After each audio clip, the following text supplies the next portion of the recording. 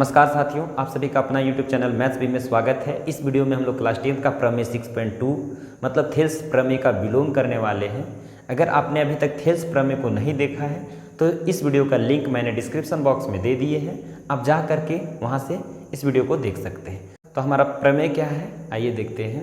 तो प्रमेय हमारा सबसे पहले थेल्स प्रमेय हमारा जो था, थेल्स प्रमेय क्या था, उसका उल्टा है ये प्रमेय, उल्टा हम बात करेंगे। थेल्स प्रमेय क्या था? थेल्स प्रमेय हमारा था किसी त्रिभुज में किसी एक भुजा के समांतर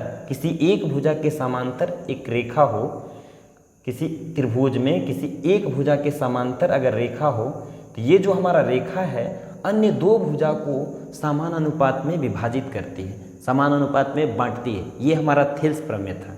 मतलब थेल्स प्रमेय में एक रेखा दिया हुआ था जो किसी त्रिभुज के एक भुजा के समांतर था और ये रेखा अन्य दो भुजा को समान अनुपात में बांटती है। ये हमें प्रूव करना था, थेल्स प्रमेय था। लेकिन जस्ट इसका उल्टा है, यहाँ विलोम है।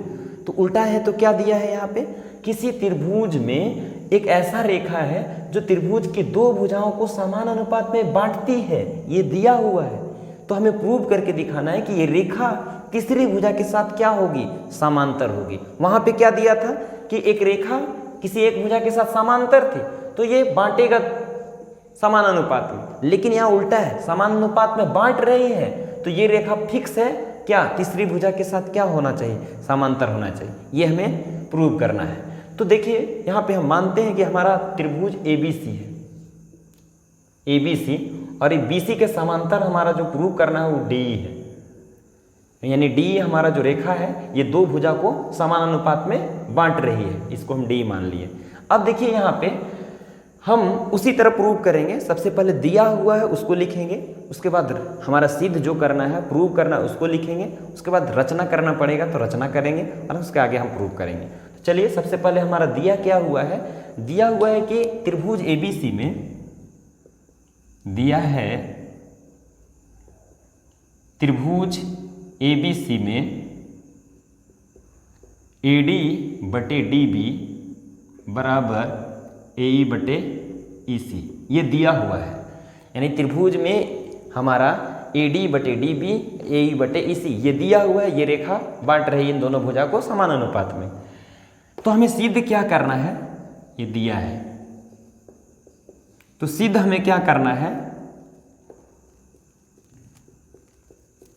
सिद्ध करना है कि DE जो होगा समांतर होगा किसके साथ, BC के साथ। ये भुजा हमारा इसके साथ तीसरी भुजा के साथ क्या होगा, समांतर।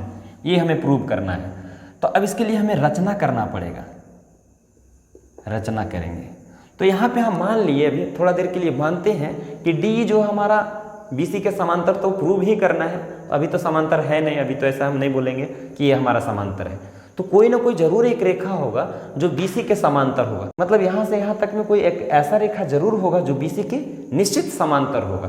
तो कहीं ना कहीं होगा। तो हम मानेंगे यहाँ रचना में कि एक हमारा E' बिंदु है, E' बिंदु है जो हमारा E के बगल में है, मान लिए AC पे E' बिंदु है, और इसको हम मिला देंगे, इसको हम मिला दिए इस तरह से। तो ये जो हमारा DE' है ये हमारा समांतर है BC का, ये हम मानेंगे कि हमारा DE' समांतर है BC का, और उसके साथ हम प्रूव करेंगे आगे। तो अभी हम क्या किए, अभी हम यही किए कि हमारा BC के समांतर DE नहीं है, ये तो हमें प्रूव करना है। लेकिन कोई ना कोई तो रेखा जरूर होगा जो समांतर होगा BC के साथ। तो वही चीज़ हम यहाँ रचना कर दिए कि हमारा E' एक बिंदु है जिसको D से मिला दिए हैं और DE' समांतर होगा BC का। ये हम अभी लेकर चल रहे हैं। तो देखिए यहाँ पे रचना क्या किए, E' AC पर E' एक बिंदु लिया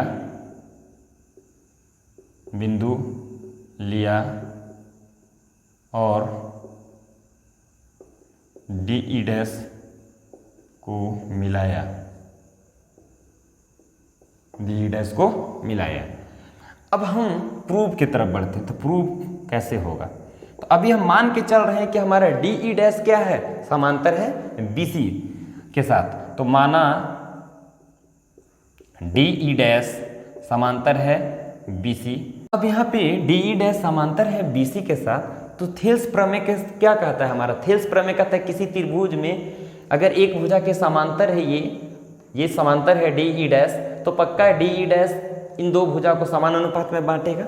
थेल्स प्रमेय हमारा यही कहता है। तो यहाँ से चूंकि ये मान चुके हैं तो हमारा थेल्स प्रमेय क्या कहेगा, इसलिए चूंकि हम माने हैं कि डी ई डैश समांतर है BC के साथ, इसलिए थेल्स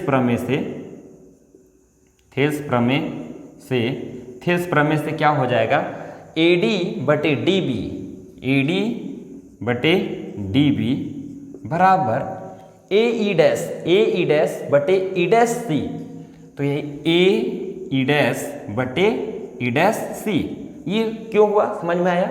ये इसलिए हुआ क्योंकि हम माने हैं समांतर है इसके साथ। तो समांतर है तो थेल्स प्रमेय तो यही कहता है त्रिभुज में किसी एक भुजा के समांतर रेखा है तो अन्य दो भुजा को समान अनुपात में बांटेगी।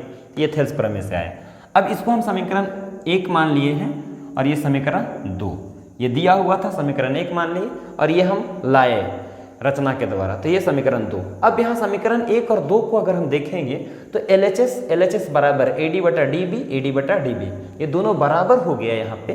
तो बराबर है तो निश्चित राइट साइड वाला भी क्या होगा, बराबर होगा, मतलब दाहिना तरफ वाला भी क्या हो जाएगा, बराबर हो जाएगा। तो समीकरण 1 और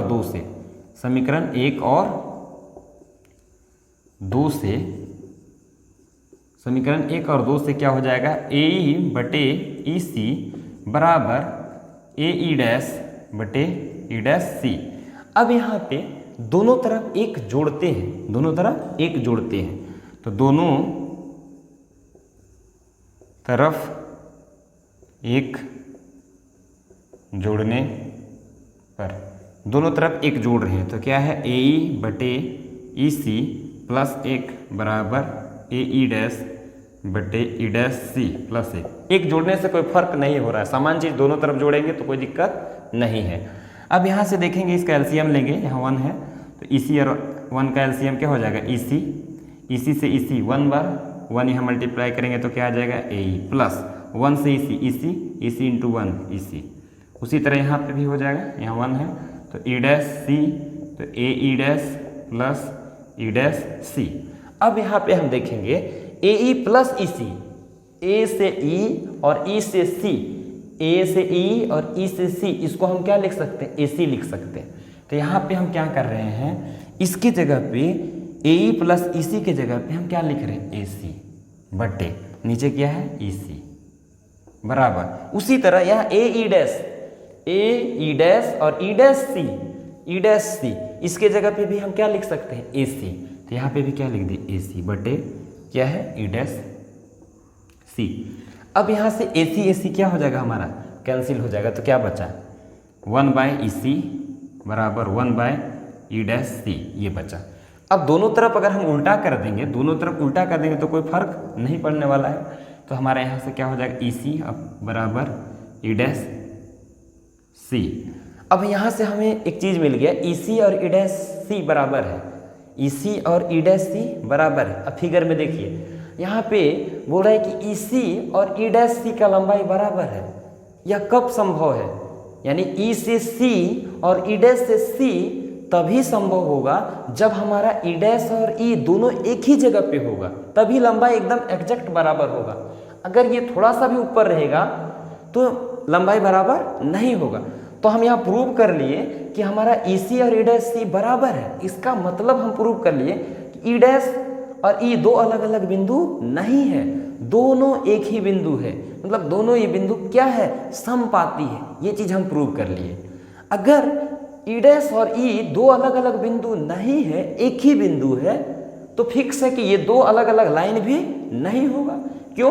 क्योंकि D तो सेम बिंदु है दोनों के लिए। अब ये बिंदु को भी हम दिखा दिए कि दोनों अलग अलग बिंदु नहीं है, समपाती है। इसका मतलब ये बिंदु यहाँ चला गया, इसको खिसकाते खिसकाते इधर लाएंगे और यहीं पे अगर हो जाएगा तो पक्का DE डैश और DE भी क्या हो जाएगा, एक दूसरे के ऊपर समपाती हो जाएगा, मतलब एक दूसरे के ऊपर ओवरलैप करेगा। मतलब DE डैश और DE दो अलग अलग रेखा नहीं है, ये हम प्रूव कर दिए। कैसे? ये दोनों समपाती हो गया, ये दोनों एक ही बिंदु है, इसका मतलब ये लाइन और ये लाइन भी एक ही है। तो यहाँ से हम ये दिखा दें कि दो हमारा अलग लाइन नहीं है, DE डैश और DE दोनों एक ही लाइन है और यहाँ पे हम माने थे कि डी ई डैश हमारा किसका समांतर है, डी ई डैश समांतर है बी सी का, डी ई डैश समांतर है बी सी का। और ये भी हम दिखा दिए डी ई डैश अलग नहीं है, डी ई ही हमारा डी ई डैश है। इसका मतलब डी ई समांतर हो गया किसके साथ, बी सी के साथ। क्यों? क्योंकि डी ई डैश समांतर बी सी के साथ हम मान चुके हैं और ये कथन के साथ हमारा दिखा दिए कि ये दोनों हमारा बिंदु एक है, मतलब दोनों लाइन एक है। इसका मतलब हमारा डी ई भी समांतर हो गया किसके साथ, बी सी के साथ। इस बात को हम यहाँ पे लिख देते हैं, अतः यह तभी संभव है जब ई और ई डैश संपाती होंगे। यह तभी संभव है जब ई और ई डैश संपाती होंगे। इसका मतलब इसलिए डी ई और डी ई डैश भी संपाती हैं। अतः हमारा डी ई समांतर B C. D E dash को समांतर माने ही थे, डी ई डैश हमारा समांतर बी सी के साथ था। और यहाँ पे हम दिखा दिए कि डी ई और डी ई डैश क्या है, संपाती है। तो संपाती है मतलब एक ही है लाइन, दोनों एक ही लाइन है। तो डी ई डैश बोले या डी ई बोले, तो डी ई हमारा किसका साथ समांतर हो गया, बी सी के साथ। तो ये हमारा क्या हो गया, प्रूव्ड हो गया। तो प्रूव हो गया। तो हमारा ये भी प्रमेय काफ़ी आसान है, बस आपको क्या करना है, एक दो बार खुद से प्रैक्टिस कर लेना है, आपको अच्छी तरह समझ में आ जाएगा, किसी तरह का प्रॉब्लम नहीं आना चाहिए। अब बस एक दो बार प्रैक्टिस ज़रूर कीजिएगा अपने खुद से, आप आसानी से सारा चीज़ को अच्छा से समझ जाइएगा।